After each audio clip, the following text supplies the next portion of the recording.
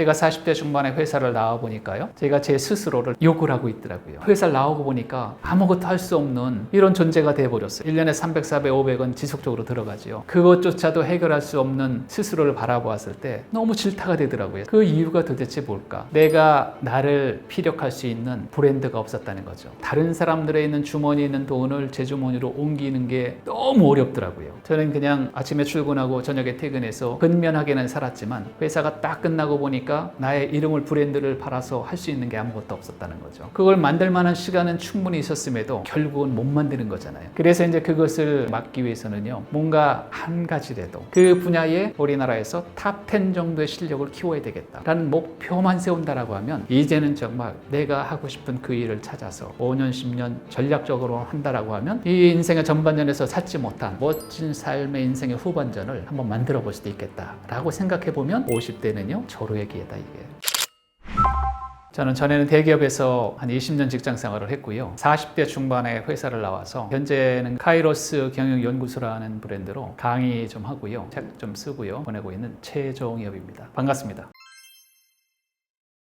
인생의 하프타임 50에 딱 들어서 보면 사람들은 그 인생의 허무함이라든지 공허함이라든지 이런 것들이 자연스럽게 다가오는 것 같아요. 여지껏 굉장히 직장이나 사업을 하면서 열심히는 살았지만 그 지나간 시간이 아깝기도 하고 좀 허무하기도 하고 지금까지 만들어 놓은 것도 별로 없는데 앞으로 또 시간은 20년, 30년, 40년 기다리고 있기 때문에 이 시기가 대단히 불안하기도 하고 그런 시기인데 또 이제 한편으로 생각해 보면은 굉장히 희망의 시기다 이게 라고 생각을 해볼 수 있어요. 왜냐면은 55세를 딱 보시면 30세와 80세의 딱 중간에 우리가 30세부터 55세 25년 동안 열심히 살아왔잖아요. 지금부터 잠깐 1, 2년 혹은 길면 3, 4년 인생의 후반전을 생각을 해보고 어떻게 살 것인가를 점검을 하면서 다시 또 한번 심차게 뛰어나가 그래서 또 한 25년 동안을 열심히 한다라고 가정을 해봐도 나이가 80밖에 안 되올라요. 그러니 우리가 보통 인생의 전반전은요, 자기가 정말 원해서 그 일을 했던 사람들은 별로 없어요. 어떻게 하다 보니까 제가 그 학교를 간 거고 어떻게 하다 보니까 그 전공을 선택하게 된 거고요. 그리고 또 직장이나 일터나 사업에서 이왕 사업을 시작을 했고 이 직장인으로 시작을 했기 때문에 경력을 쌓았다라고 볼 수 있는 건데요. 그런데 인생의 후반전은 다르다는 거죠. 그러니까 이런 거예요. 인생의 전반전은 잘 되면 내가 잘 돼서 잘 된 거라고 생각이 들고요. 잘 못 되면 조상 탓을 하는 것이죠. 환경을 탓을 하는 거죠. 하지만 인생의 후반전은 그렇지 않다라는 거죠. 이제부터는 내가 그 무엇을 선택을 해도 그리고 그 일을 10년, 20년 하고 나서 나이가 80이 되었을 때 내가 정말 만족감을 느껴도 그건 내가 잘해서 그렇게 된 거고요. 또 공허함을 느껴도 그건 나 때문에 그렇다는 거죠. 왜 그런가 하면은 지금까지 50년의 경험이 있었기 때문에 그 경험과 이제는 뭔가 좀 홀가분해졌을 수도 있다. 삶에 있어서. 아이들도 많이 컸고요. 경제적으로 약간은 안정적이 됐고요. 이제는 정말 내가 하고 싶은 그 일을 찾아서 5년, 10년 전략적으로 한다라고 하면 이 인생의 전반전에서 찾지 못한 멋진 삶의 인생의 후반전을 한번 만들어 볼 수도 있겠다라고 생각해 보면 50대는요, 절호의 기회다 이게 라고 생각해 볼 수 있죠.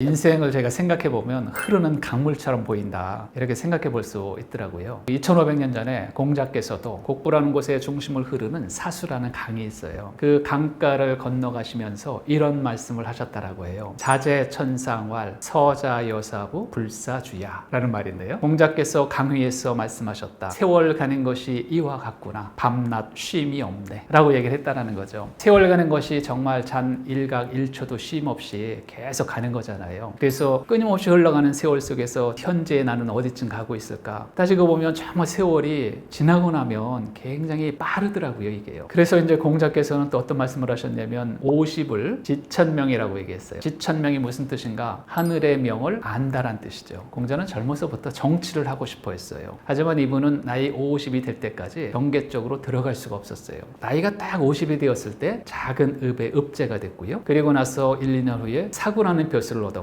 그리고 나서 54세쯤에 대사구, 법무부 장관의 높은 직위까지 올라가게 돼요. 왜 공자가 나이 50을 1000명을 아는 나이라고 얘기했을까요? 공자의 과연 1000명은 무엇이었을까요? 우리가 이렇게 질문할 수 있는 거죠. 과연 나의 1000명은 뭘까? 물론 공자의 1000명은 분명한 게 있었어요. 그런데 우리가 이제 공자의 1000명을 공자의 어떤 미션이나 인생의 목표 이런 거잖아요. 근데 우리도 지금 당장 나의 인생의 목표가 저는요 이렇게 생각해 볼 수 있어요. 나이 50 정도가 됐을 때라도 인생의 목표를 정확하게 define, 정의할 수 있다라고 하면 저는 공자랑 격이 비슷하다. 이렇게도 생각해 볼 수가 있겠더라고요. 그래서 공자 시대는 나이가 지금 현대 시대보다 수명이 좀 짧았을 테니까 저는 지금 50대를 한 60대 정도라고 생각해 보면 좋을 것 같아요. 내가 만약 50인데도 내 인생의 목표, 목적이 분명하지 않다. 아, 나는 너무 늦은 것인가? 라고 생각한다라고 하면 그것도 아니죠. 나이 한 60 정도 될 때까지도 괜찮다 이게. 왜? 우리는 좀 더 오래 사니까. 그래서 나이 60 정도가 될 때까지 돼도 내가 정말 이 세상에 온 이유가 있을 텐데 그 이유가 뭘까? 정말 내가 존경하는 어떤 스승이나 내가 존경하는 어떤 분이 나타나서 당신의 천명은 이겁니다. 이대로 사세요. 준다라고 하면 그건 너무나 행복한 일이죠. 그런데 누구도 우리 아버지도 우리 선생님도 어떤 신까지도 나에게 그런 미션을 주지 않잖아요, 사실은요. 그래서 이 미션은 천명은 누가 만드는 것인가? 내가 만드는 것이죠. 내가 50이 넘어가기 전에 혹여 60이 넘어가기 전에 인생의 목적과 목표를 정할 수만 있다라고 하면 절대 늦지 않다. 그 미션이 필요하다. 목표가 필요하다. 그러니 나이 60이 돼도 목표가 필요하다. 목표가 생기면은요 사람의 눈빛이 달라지고 올라요. 물론 힘들어질 수도 있죠. 하지만 힘들어진다 숨치더라도 행복이 있다라고 하면 그건 괜찮은 거잖아요. 힘들어도 뭔가 희망이 있고 목표가 있고 이러면 한번 살아볼 만한 거잖아요. 이렇게 생각해 본다라고 하면 공자의 지천명은 나름대로 굉장히 현대인에게도 의미가 있다. 이렇게 한번 생각해 볼 수 있어요. 우리가 지금 나이 50 정도에 앞으로 20년 후를 생각해 보는 것은 정말 어렵잖아요. 하지만 50 먹은 사람에게 당신의 30대를 생각해 보세요 라고 질문을 드린다고 하면 아주 선명하게 보일 거라는 거죠. 살아봤으니까. 그러니까 내가 50에 70을 기억하기는 어렵지만 내가 이제 70이 됐다라고 가정을 하고 50을 바라볼 수가 있는 거죠. 여기서 포인트는 뭐냐면 앞으로 한 20년 정도의 플래닝을 안 하는 것과 하는 것과 차이에서 그래도 하는 것이 낫다라는 거죠. 왜냐면 20년이라는 시간이 남아있잖아요. 그럴 때 그냥 되는 대로 가는 게 아니라 그래도 플래닝을 해서 목표를 잡아서 가면 약간 어긋나긴 하더라도 간다라는 거잖아요. 앞으로 나에게는 20년이 남아있어. 그러면 어차피 목표를 세워도 그 시기는 갈 거고요. 목표를 안 세워도 그 시간은 흘러간다는 거죠. 그러면 우리가 목표의 힘을 믿는다라고 하면 사실 정하는 게 좋잖아요. 공자의 제자였던 염구라는 제자가 한번 공자에게 이렇게 얘기를 해요. 염구왈 비불렬자지도 역부족이야 라고 얘기를 해요. 염구가 말하기를 제가 선생님을 따라서 공부하는 것이 정말 즐겁습니다만 힘이 부족한 것 같습니다. 이렇게 얘기를 했어요. 자, 이렇게 한 발 뒤로 물러서는 제자에게 과연 공자는 뭐라고 얘기했을까요? 역부족자, 힘이 부족하다라고 하는 사람은 본인 입으로 내가 지금 힘이 부족해요. 좀 쉬었다 해야 되겠어요. 이렇게 부정적으로 이야기하는 사람치고 중도이패, 중간에 다 포기를 하더라. 그러면서 한마디 딱 하죠. 금여획이다. 지금 너는 획을 긋고 있구나. 무슨 획을 긋고 있어요? 난 안 돼. 힘들어라는 부정의 획을 긋고 있구나 라고 얘기를 하고 있다는 거죠. 금여획, 획이 되게 중요하다는 거죠. 지금 어떻게 생각하느냐, 앞으로 20년 플래닝을 목표를 갖고 하느냐. 물론 목표가 없어도 돼요. 어차피 시간은 가게 돼 있고요. 하지만 내가 어떤 획을 갖고 될까 안 될까 생각하면은요 될 확률이 0%예요. 하지만 그래도 혹시 되지 않을까? 단 5%의 희망이라도 가지고 그쪽을 선택을 하잖아요. 그러면 그게 성공할 확률이 5%부터 시작을 하는 거죠. 그러니 그것은 0%와 5% 굉장히 큰 차이라고 생각해요. 이렇게 A4 용지를 보시면은요 굉장히 얇아요. 아무리 얇아도 양면이 있다는 거죠. 이 일은 impossible, 불가능한 일이 되고요. 이쪽은 possible, 가능한 일이 되는 거죠. 우리 인생도 마찬가지라고 생각해요. 내가 지금 나이가 30이든 40이든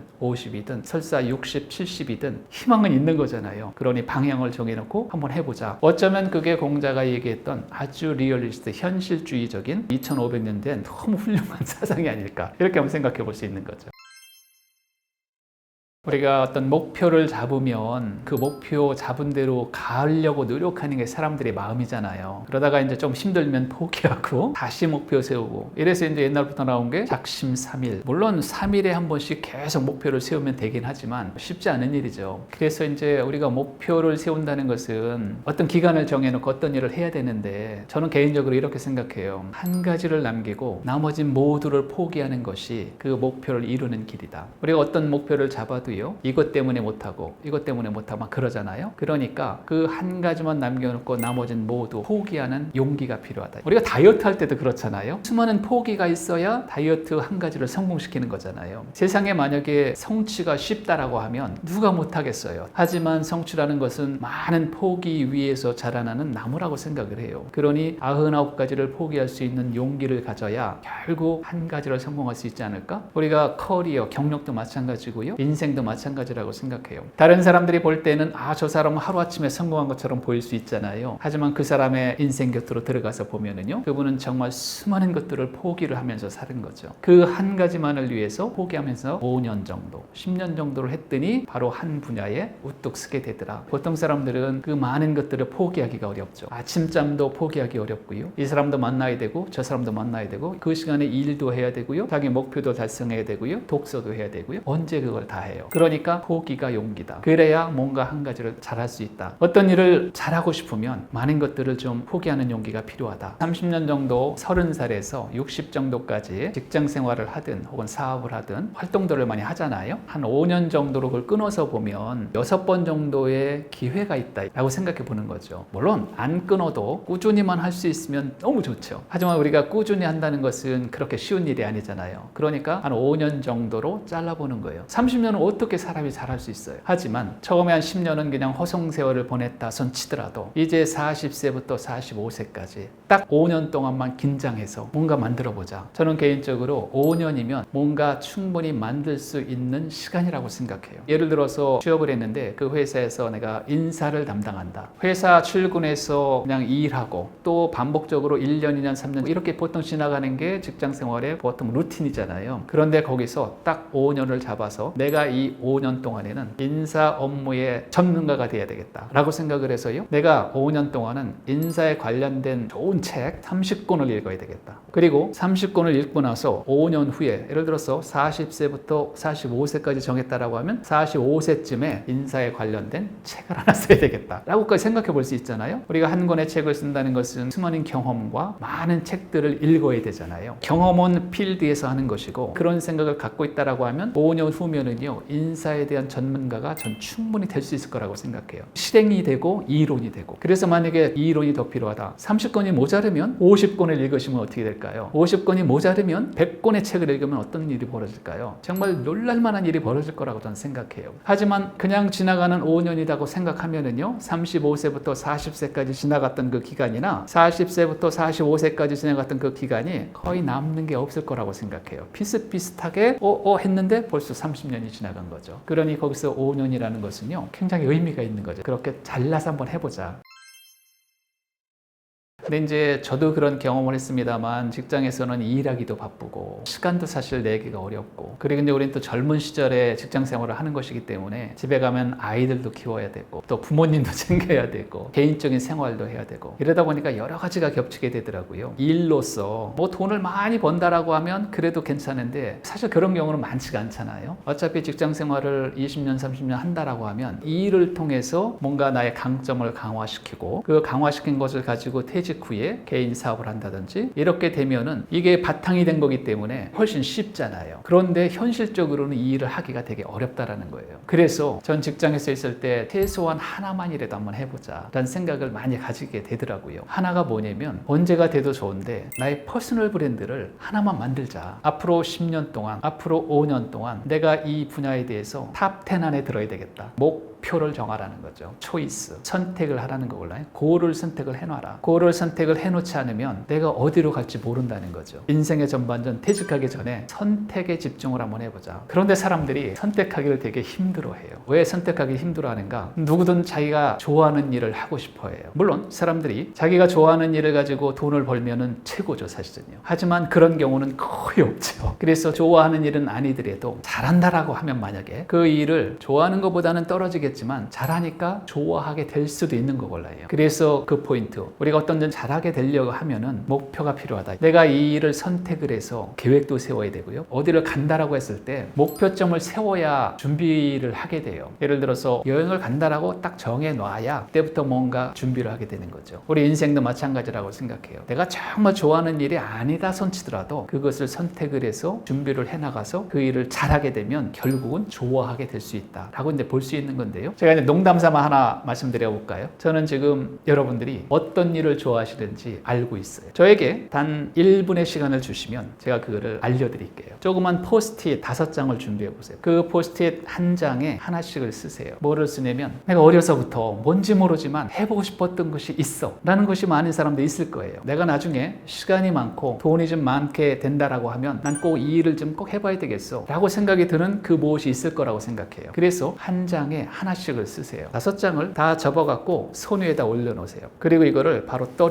떨이켜서 나와 가장 가깝게 떨어지는 것을 주우세요. 그걸 펴보시는 거예요. 이게 농담 같지만 바로 이것을 앞으로 여러분이 퇴직하실 때까지 혹은 5년 동안 책을 보시더라도 이거에 대한 책을 보시고요. 물론 낮에는 일하셔야죠. 직장생활 잘 하셔야죠. 하지만 그 시간 이외에는 가능하시면 책을 봐도 이것에 대한 책을 보시고요. 사람을 만나도 이거에 관련된 사람을 주로 만나시고요. 앞으로 한 5년 정도 동안 이거에 관련된 것을 보신다라고 하면 책을 읽어도 10권, 20권, 30권을 읽게 되고요. 인터넷에서 자료를 찾아도 많이 찾을 거라고요. 이것을 모으는 거죠. 그래서 결국은 3년, 5년 후에 이거에 관련된 전문성을 키우시는 거죠. 그냥 본업은 열심히 해야 돼요. 그래야 안 잘리게 되니까. 그렇지만 나머지 시간은 한 가지 정도의 목표를 잡아서 축적을 해나가자. 그러면 그것에 전문성이 생긴다. 재미도 생긴다. 그리고 나서 나중에 정말 할 일이 없으면 퇴직 후에 이 일을 하면 된다라는 거죠. 이 목표를 정해도 시간은 지나가고요. 이 목표를 정하지 않아도 시간은 지나가요. 근데 수많은 사람들이 이 단순한 목표를 정해놓지 않았기 때문에 그냥 시간이 지나가 버리는 거죠. 그래서 나이 50, 60에 은퇴를 하고요. 회사에서 나와서 해보니까 당장 할 게 없는 거죠. 회사를 나와 보면은요. 한 달에 돈이 2배 이상 빨라. 2배 이상 없어져요. 왜? 월급을 못 받으니까 1배가 없어지고요. 생활비가 들어가니까 또 1배가 없어져요. 수중에 있는 돈이요. 축축축축 빠져나가요. 그러면 정말 회사 나와서 6개월, 1년, 2년, 3년이 되지 않았음에도 불구하고 머리가 확확 돌아가요. 세상이 정말 무서워지더라고요. 자, 그런 것들이 많은 사람들이 느끼게 되는 일반적인 모습인데 과연 우리가 조직생활, 직장생활 하실 때 이런 간단한 전략을 하나 세워서 한번 집중해보자. 이렇게 한번 생각해 보는 것도 되게 좋은 그 전략이라고 생각해요. 공자께서는 나이 40을 대단히 중요하게 생각했던 것 같아요. 부록, 나이 40이 되면 흔들리지 않아야 된다라고 공자는 얘기했어요. 어떤 것에 대해서 흔들리지 않는가? 사람은요, 사람에 대해서 되게 흔들린다라고 얘기해요. 이 세상에서 정말 나를 흔드는 것은요, 돈도 아니고요, 미래도 아니고요, 사람이에요. 가족이 될 수도 있고요, 친구가 될 수도 있고요, 직장 동료가 될 수도 있는 거잖아요. 사람에 대해서 내가 정말 바르게 볼 수 있을까? 내가 사람에 대해서 흔들릴 수 없을까? 공자께서는 나이 40에 그런 흔들림으로부터 독립이 됐다라는 거고요. 또 하나 나이 40에 관련해서 이제 유명한 얘기가 있는데요. 연 40이 견오원 기종나이다 라는 말이 있어요. 연, 나이 40이 되었을 때 견, 보인다면 오, 미움이 보인다면 기종나이, 그것은 이미 끝난 것이다 라고 얘기를 해요. 그런데 나이 40에 보이는 미움이라는 게 뭘까? 이런 거죠. 아니 저 사람은 나이가 40이 되었는데도 다른 사람들에게 이렇게 욕을 먹고 다닐까? 라고 이제 우리가 볼 수 있는 사람들이 있잖아요. 공자께서는 4가지를 뭐라고 얘기했냐면 입만 열었다 하면 부정적인 언사를 쓰는 사람, 다른 사람들에 대해서 대화를 할 때 나쁜 점만 꼬집어내서 이야기하는 사람, 부정적으로. 이거를요, 나이 40 넘도록 고치지 못하면 기종나이, 그건 이미 끝난 것이다 라고 이렇게 심하게 얘기를 했어요. 두 번째는 지위가 낮은 사람인데요, 뭔가 젊은 사람인데요, 이렇게 지위가 높은 사람, 직장의 상사라든지 부모님이라든지 이런 분들에게 너무 욕을 해대는 사람, 물론 부모님에게 욕을 해대는 사람은 없지만 그래도 장소리를 하고요, 뭔가 격에 안 맞는 얘기를 하고요, 나이 40이 되었는데도 천방지축 그런 언사를 가지면 안 된다. 이게 세 번째는요, 용감하지만 무례한 사람, 이게 큰 걱정이라는 거예요. 굉장히 용감성이 있고 이런데 도대체 예의가 없는 사람, 이것도 나이 40 되기 전에 고쳐야 된다. 네 번째는요, 용감하고요, 결단성은 있지만 앞뒤가 꽉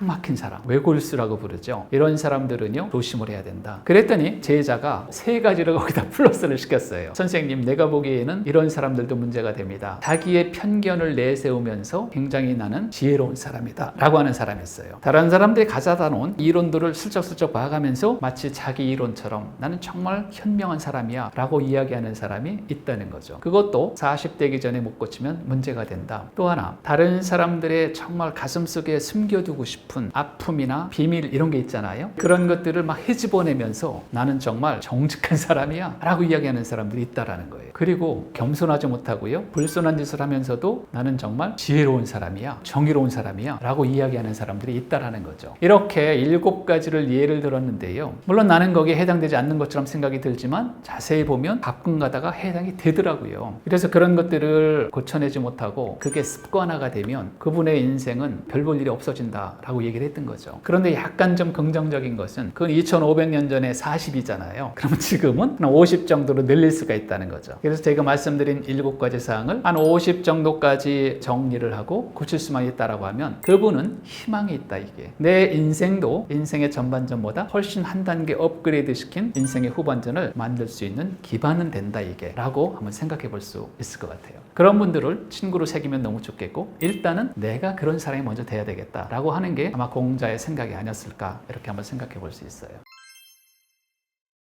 공자께서는 이제 7가지를 지적을 하면서 나이 40이 되기 전에 고쳐야 됩니다 라고 얘기를 했는데요, 정작 중요한 것은 저는 8번째라고 생각해요. 물론 8번째는 책에는 없는 내용이지만 내가 다른 사람들에게 미움을 받는 것도 문제지만 내가 나에게 미움을 받는 것은 더 큰 문제다. 제가 40대 중반에 회사를 나와 보니까요, 제가 제 스스로를 욕을 하고 있더라고요. 아니, 너는 대기업을 20년이나 다녔다면서 회사를 나오고 보니까 아무것도 할 수 없는 이런 존재가 돼버렸어요. 이렇게 50대니까 써주는데도 별로 없고요. 사업하기 어려운 이유는 사업을 할 만한 돈도 없고요. 가정생활은 해야지요. 1년에 300, 400, 500원 지속적으로 들어가지요. 그것조차도 해결할 수 없는 스스로를 바라보았을 때 너무 질타가 되더라고요. 그 이유가 도대체 뭘까? 그 이유는 간단해요. 내가 나를 피력할 수 있는 브랜드가 없었다는 거죠. 다른 사람들에 있는 주머니에 있는 돈을 제 주머니로 옮기는 게 너무 어렵더라고요. 어려운 이유가 뭐예요? 내가 그 사람에게 줄 만한, 대체할 만한 지식이 없는 거죠. 왜? 잘하는 게 없는 거니까.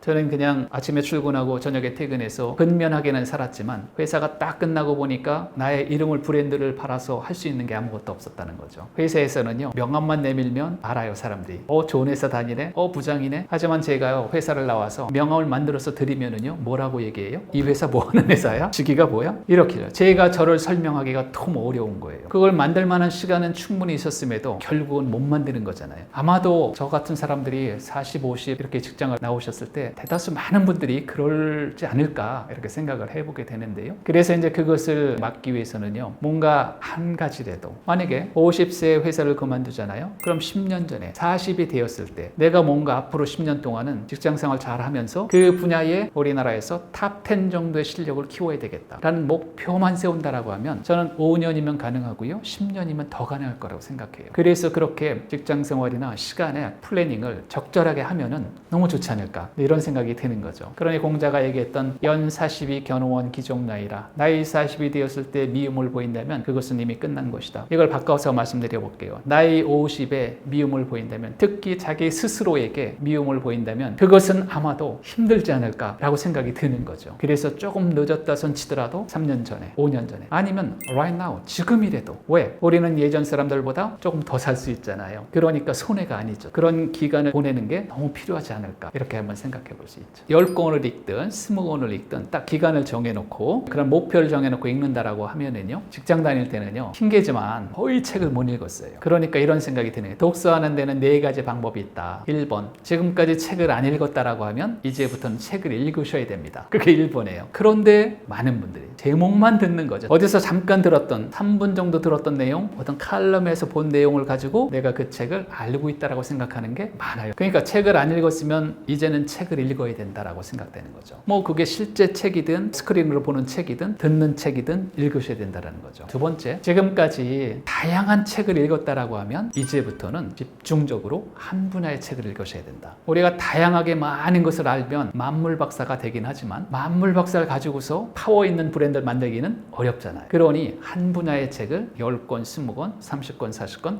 읽는 거죠. 여러분, 100권의 책만 읽으시면은요, 그 분야에 우리나라에서 소문 소문나는 사람이 될 수 있을 거라고 생각해요. 100권의 책을요 진짜 열심히 해서 10번씩이나 읽는다, 5번을 읽는다, 반복해서. 그러면은요 정말 대단한 사람이 될 거라고 생각해요. 하나 예를 들어볼까요? 대단하진 않지만 그래도 제가 지금 인생 후반전에 논어를 중심으로 해서 이렇게 강연도 하고 책도 쓰고 생활을 하고 있는데요, 저희 사무실에 논어책이 몇 권이나 있을 것 같아요. 여러분 한번 상상해 보시겠어요? 제가 물론 다른 책도 많이 있지만 논어에 관련된 책은 약 100권 정도예요. 물론 그 100권의 책을 반복적으로 읽은 책도 많고요, 어떤 책은 딱 한 번 본 책도 있어요. 하지만 이렇게 지속적으로 한 분야의 책을 집중으로 보니까 그 분야만 가지고서도 먹고 살 수 있다, 이게 어떤 브랜드가 되더라 라는 거죠. 자, 세 번째는요, 지금까지 한 분야의 책만 읽으셨다라고 하면은요, 지금부터는 다양한 책을 읽어보시는 게 좋겠다라는 거죠. 왜? 나는 엔지니어니까 이쪽만 집중적으로 봐야 돼. 하지만 이제 인생의 후반전 볼 때요, 내 것만 한 분야만 집중적으로 깊숙이 안다라고 해서 다 잘하는 건 아니지요. 그래서 다양하게 다른 분야는 뭐가 있을까? 다양한 책들을 읽어보고 머리를 좀 이렇게 오픈시켜 놓는 거죠. 그래야 많은 또 정보들이 들어올 수 있잖아요. 많은 정보들이 들어와야 책 읽는 목적도 달성하게 된다라고 생각을 해요. 자, 네 번째, 이게 문제인데요. 지금까지 책만 읽었다라고 하면 행동을 하셔야 돼요. 아주 작은 결과라도 만들어 보려고 노력을 하시는 게 좋겠다는 거죠. 우리가 책을 읽는 이유는요, 책을 읽기 위한 목적이 아니에요. 우리가 뭐 책벌레도 아니고 책만 봐서 어디다 써먹어요. 그래서 책만 보셨다라고 하면 이제는요, 액션을, 행동으로서 책 보신 것을 실천을 해보시는 것이 좋겠다라고 생각을 해서 네 가지로 한번 생각해 볼 수가 있을 것 같아요. 공자의 어구 중에 굉장히 짧은 어구가 하나 있습니다. 아침에 도를 들으면 저녁에 죽어도 좋다라는 말이 있습니다. 조문도 석사가의. 공자는 왜 그런 얘기를 했을까 생각을 해보니까요, 아침에 도를 듣는다, 여기서 이야기한 도라고 하는 것은요, 현실적으로 이야기하면 이런 거죠. 춘추 전국시대 때 굉장히 혼탁했던 격변의 시대에 날만 자고 나면 백성들의 반이 죽어나 자빠지고요, 날만 자고 나면 나라의 반이 없어지는 이런 혼탁한 시대에 정말 도가 잘 진행된다. 이게 무슨 얘기냐면 백성들이 아무런 걱정도 없이 평화롭게 하루하루를 보낼 수 있다라는 그런 환경이 만들어진다라고 하면 나는 저녁에 죽어도 좋다, 의미가 되는 거예요. 이렇게 우리 인생도 그렇다라고 생각해요. 과연 내가 나의 인생을 가는데 나의 도는 뭘까? 나의 길은 뭘까? 나도 한번 진하게 살고 싶은데, 나도 한번 뭔가 이렇게 열심히 한번 해보고 싶은데 과연 나의 삶이 뭘까라는 것을 저는 이 어구에서 생각이 들더라고요. 그런데 이제 저도 물론 그렇고 많은 주변 분들이 열심히는 하고 싶은데 그 열심히 하고 싶은 게 뭔지 모르겠다 라고 말씀을 많이 하시는 거예요. 이런 거 있죠. 너는 단 한 번이라도 뜨겁게 불사른 적이 있는가? 뜨겁게 살아본 적이 있는가? 식은 연탄자라고 함부로 발로 차지 마라, 이런 그 시가 있잖아요. 아침에 보면은 정말 추운 한겨울에 얼어있는 연탄재를 보면서 그 연탄재도 그 밤에는 정말 뜨겁게 불사르면서 방을 뜨겁게 만들어줬던 그런 시기가 있었잖아요. 우리 인생도 나이가 60이 되고 70이 되고 80이 되면 겉모습은 다 폼 안 좋은 연탄재처럼 보이겠지만 일생을 살면서 뜨겁게 살아보는 게 원하는 거잖아요. 하지만 어떤 일을 하면 정말 뜨겁게 살 수 있을까? 그걸 못 찾기 때문에 그런 거잖아요. 그래서 그걸 찾을 수 있는 방법이 뭘까라는 것을 생각을 해보는데요, 논어에 그게 등장을 해요. 그 어구를 한번 제가 알려드릴게요. 자왈, 부의가구야, 수지편지사, 오역위지, 여불가구, 종호소라. 우리 해석을 한번 해볼게요. 부라는 것이, 돈이라는 것이 구해서 가능하다라고 하면 나는 그 어떤 일이라도, 마부 있잖아요, 말을 모는 그 마부의 일이라도, 험악한 일이라도 오역이지, 나 역시 하겠지만 여불가구, 가능하지 않다라고 하면 어떻게 할 거냐. 저는 이 어구에서 우리의 인생을 저희가 찾아보게 돼요. 학교를 졸업하고 20대 중후반에 혹은 30대 초반에 사랑하는 사람과 만나서 결혼을 하고요, 내가만 조금만 더 열심히 하면은 멋진 배우자의 멋진 차, 멋진 집에 훌륭한 아이들 키우면서 돈도 많이 벌어가면서 살 거라는 희망을 가지고 열심히 뛰기 시작하잖아요. 그러다 30이 되고요, 40이 되고요, 그러다 50이 되죠. 50 정도 돼 보면 사람들은요 이렇게 생각해요. 돈이라는 게 마음대로 안 된다. 나는 많은 돈을 벌고 싶었지만 그 많은 돈이 나에게 오지 않는구나. 그래서 이런 말도 있잖아요. 부자는 누가 낸다고 그랬어요? 하늘이 낸다. 농담도 있잖아요. 자, 그런데 그렇게 느끼면서 인생의 후반전을 저희가 플래닝을 하게 돼요. 인생의 하부타임에. 인생을 밀리는 파도처럼 살아왔는데 지금껏 남는 것도 별로 없고 앞으로 또 인생을 살아가야 되는데, 그럼 어떻게 사는 게 인생을 뜨겁게 멋지게 사는 것이냐 고민하고 있을 때 공자는 바로 이 문장의 맨 마지막 문장이 뭐냐면 종호 종호소호다. 따를 종, 바소, 내가 좋아하는 바를 따르겠다. 이렇게 얘기했어요. 종호소호. 그러니 나는 내가 좋아하는 일을 해야 되겠어 라고 한 거죠. 물론 공자는 그렇게 살았어요. 물론 우리가 공자를 따라갈 수는 없지만 인생의 후반전에 그럼 어떻게 살 것인가 라는 문제에 봉착했을 때 이 어구를 응용해 보면 좋겠다라는 거죠. 그래, 나도 그럼 종호소호를 한번 해봐야 되겠다. 내가 좋아하는 바를 해야 되겠다. 그게 물론 경제적으로 큰 도움이 안 된다 손치더라도 굶어 죽지만 않으면 인생 전반전 이렇게 정말 열심히 살았음에도 불구하고 크게 만족하지 못한다라고 하면 인생 후반전 너무 돈 하지 말고 약간 돈을 적게 번다 손치더라도 내가 하고 싶은 일, 좋아하는 일을 하게 되면 인생의 즐거움은 훨씬 늘어날 것이다. 이게 왜? 우리가 어차피 한 번 사는 삶이잖아요. 그러니 인생 전반전은 의무에 따라서 그렇게 살았다 손치더라도 인생의 후반전은 내가 원하는 대로 이렇게 만들어가면서 인생을 살아보는 것. 그래서 여기에서 그 뜨거움이 나오지 않을까? 뭔가 단 5년, 10년만이라도 몸은 늙어가지만 밤낮으로 생각하면서 열정을 불사르는 그 모습을 우리 아이들이 본다면 박수 쳐주지 않을까? 박수보다 더 중요한 것은 내가 너무 즐겁지 않을까? 정말 뜨겁게 살 수 있는 그 방법이 이런 방법이 아닐까? 이런 걸 한번 생각해 볼 수 있는 거죠. 그러니 공자가 얘기했던 부의가구야 수지편지사 오역이지 여불가구 종호소라, 이 어구는요 굉장한 의미가 인사이트가 있다라고 한번 생각해 볼 수 있을 것 같아요. 50대, 60대, 70대에 인생의 전반전보다 더 잘 풀리면 너무 좋죠, 사실은. 그런데 이제 인생의 전반전도 사실 잘 풀려야 돼요. 그리고 보면 공자가 우리 삶에 대해서 아주 중요하게 생각하는 미션이라고 할까요? 아니면 어떤 목표라고 할까요? 이런 것들이 논어의 첫 문장에 등장을 해요. 배우고 때때로 익히면 이 또한 기쁘지 아니한가. 한문으로는 하기 시습지 불영여로, 이거예요. 자, 첫 번째 어구에 두 번째 문장이 또 있어요. 멀리에서 친구들이 찾아오면 이 또한 즐겁지 아니한가. 유봉자원 방내 불령 낳고. 첫 번째 어구에 세 번째 문장이 있어요. 사람들이 나를 알아봐주지 않아도 크게 화내지 않는다면 이 또한 군자답지 아니한가. 이 30글자가 논어의 첫 번째 문장인데요. 이 30글자가 의미하는 바가 굉장히 크다고 전 생각해요. 그래서 우리가 정말 인생을 더 잘 풀릴까? 멋지게 만들어갈 수 있을까? 전 여기에 답이 있다라고 생각해요. 첫 번째 문장이죠. 배우고 때때로 익히면 이 또한 기쁘지 아니한가. 우리가 이 세상을 살아나갈 때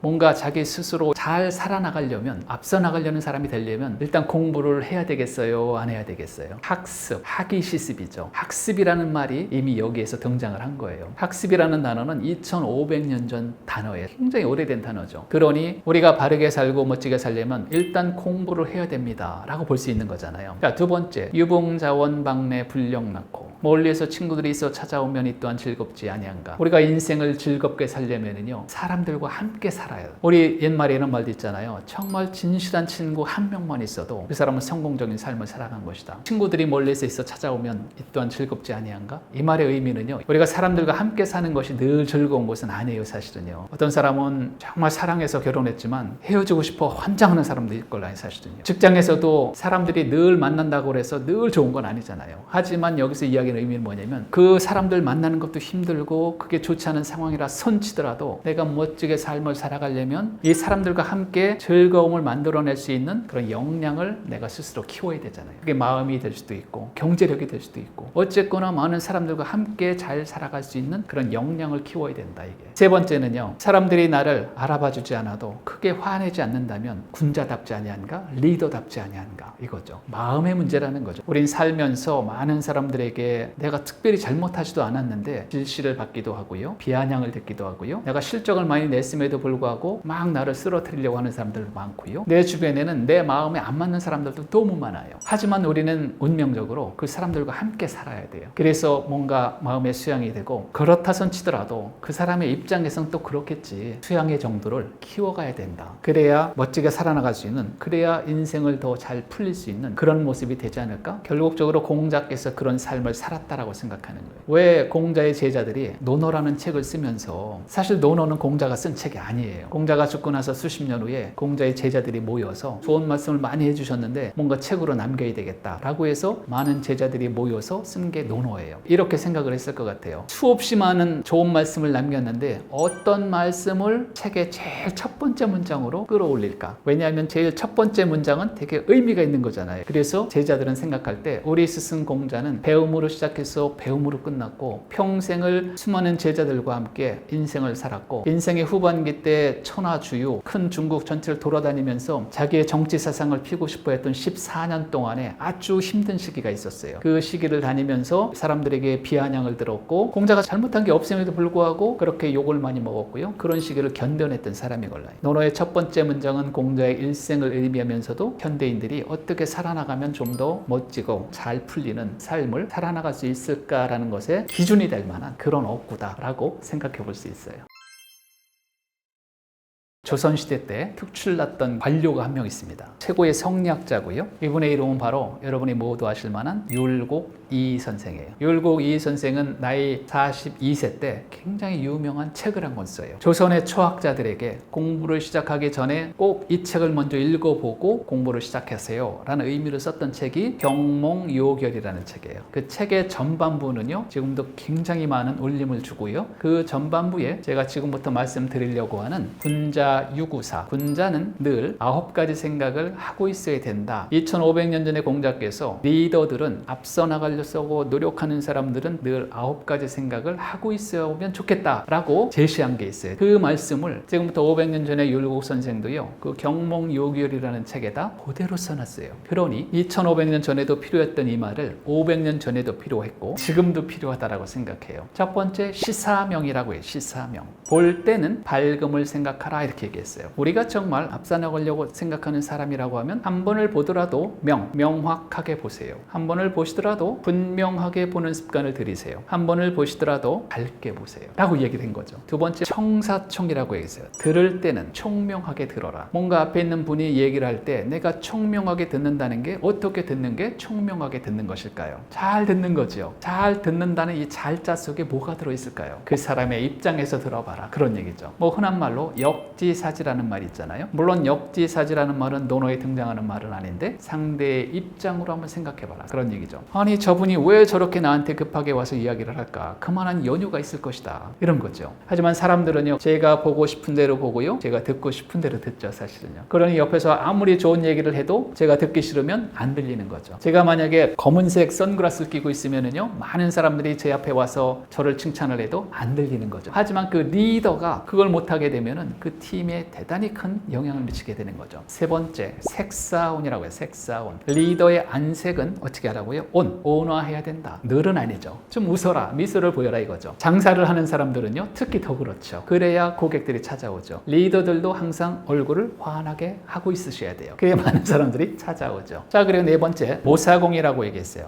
겉모습. 리더의 겉모습은 공손해야 된다. 폴라이트죠. 그러니까 안색은 활짝 피고 자세는 공손한 자세. 이게 군자의 자세고요. 이게 리더의 자세라는 거죠. 그 다음에 언사충이라고 얘기했어요. 언사충. 리더의 말에는 충이 있어야 된다. 믿음이 있어야 된다. 거짓이 없어야 된다. 아침에 A라고 얘기하고 저녁에 다시 B라고 얘기하면 그 다음날은 뭐라고 또 얘기할 것인가. 포지션, 지위가 높을수록 말의 무게감을 더 가져야 된다는 거예요. 리더들은 말의 무게감에 책임을 져야 된다는 거예요. 그래야 많은 팔로워들이 따라온다는 거죠. 그 다음에 사사경이라고 그래서 이분들을 모실 때는요 공경하는 마음이 최고다 이렇게 얘기했어요. 우리가 부모님을 모실 때 공경하는 마음이 최고다. 또 사자가 일사자가 되기도 해요. 내가 나의 직업에 대해서 리스펙트, 공경하는 마음이 있어야 된다는 거죠. 물론 내가 하고 있는 나의 직업이 설사 별 볼 일 없는 일에 손치더라도 나는요 나의 일에 대해서 프라이드를 갖고 있어야 돼요. 그래야 다른 사람들이 저의 일에 대해서 그렇게 생각을 해줘요. 일에 대해서 공경하는 마음이 있어야 된다 이렇게 얘기한 거죠. 그 다음에 의사문이라고 얘기했어요. 의심나는 것이 있을 때는요 물어봐라. 공자는 또 이렇게 얘기해요. 불치함은 아랫사람한테 물어보는 것을 부끄럽게 생각하지 말아라. 그러니 내가 모르는 것이 있을 때는요 물어보는 거죠. 하지만 우리들은요 나이를 먹을수록 지위가 높을수록 사실 질문을 잘 안 하죠. 창피하니까 안 할 수도 있는 거죠. 하지만 물어보면 금방 해결될 수 있는 그 문제를요 안 물어보면 오래 갈 수 있는 거라는 거죠. 분산안이라는 말도 있습니다. 화가 날 때는 어려움을 생각하라. 이게 무슨 말일까요? 막 치밀어 올라요. 그럴 때 내가 뭘 결정한다거나 말을 한다거나 이러면 잘못될 확률이 크다라는 거예요. 그러니 조심하라는 거죠. 조금 참고 있다가 좀 이따 하라는 거죠. 마지막으로 견득사이라는 말이 있어요. 득이 되는 것을 볼 때는 그게 정말 옳은 일인가를 생각하라. 내가 특별하게 노력도 하지 않았는데 뭔가 내 손에 들어오는 것이 있다라고 느낄 때는요 조심해야 된다는 거예요. 그게 정말 옳은 일이냐, 내가 받아서 되는 일이냐 이게 라고 이 유구사 9가지를 늘 생각을 해야 된다라는 것인데요. 이것은 예전이나 지금이나 다 필요하지 않을까? 특히 열심히 살려고 하는 사람들 어찌 보면 인생의 후반전 더 필요하지 않을까? 이런 생각을 한번 해보게 됩니다. 여러분 그 논어의 맨 마지막 문장 궁금하지 않으세요? 간단해요. 부지언 무의지이냐 이렇게 돼 있어요. 부지언, 말을 알지 못하면 부지언 무의지이냐, 사람을 알 수가 없다 이렇게 돼 있어요. 사람이 말을 알지 못하면, 상대방이 하는 말을 제대로 알아들을 수 없으면 그 사람을 알기가 어렵다. 물론 우리가 외국인을 만났는데 그 외국어를 못하면 당연히 모르겠죠. 뭐 그거는 우리가 외국어를 배우면 돼요. 하지만 우리나라 말을 쓰는 우리끼리 말을 해도 도대체 말귀를 못 알아먹는 경우가 너무 많다라는 거예요, 사실은요. 그럼 왜 그럴까? 상대방이 이야기를 할 때 내 생각만 하고 듣기 때문에 그래요. 그분이 어떤 말을 해도 내가 생각하는 것과 매칭이 돼야 그게 기억이 돼요. 그분의 입장에서 들어보면 다 많은 것들이 들릴 텐데 실제 그리 들리지 않죠. 그런데 이 말이라는 게 우리 일상생활에 너무나도 중요한 거죠, 사실은요. 아마도 그래서 논어를 만들었던 공자의 제자들이 이 말의 중요성에 대해서 마지막으로 강조를 한 거라고 생각해요. 논어에는 이 말씀 원자가 45개 정도가 나오는데요. 말에 대해서 되게 중요한 거죠. 그러니 논어의 마지막 부지언 무의지냐, 말을 알지 못하면 그 사람을 알 수 없다. 우리가 그 사람을 이해하지 못하면 그분과 관련된 것은 아무것도 없어요. 우리가 부부간에도 마찬가지지요. 내가 배우자의 말을 잘 알아듣지 못하면 가정생활 하기가 매우 어려운 거죠. 내가 우리 상사가 하는 말을 잘 알아듣지 못하면, 내가 우리 부하가 하는 말을 잘 알아듣지 못하면, 우리 아이들이 하는 말을 잘 알아듣지 못하면 정말 큰일이 일어나는 거잖아요. 그래서 마지막으로 강조했던 게 말이다, 말. 그래서 어찌 보면 우리 인생에서도 우리 삶에서도 말을 안 하고는 살 수는 없죠. 그래서 그 말의 중요성을 논어도 이렇게 이야기를 하고 있는 게 아닌가 이렇게 생각이 듭니다.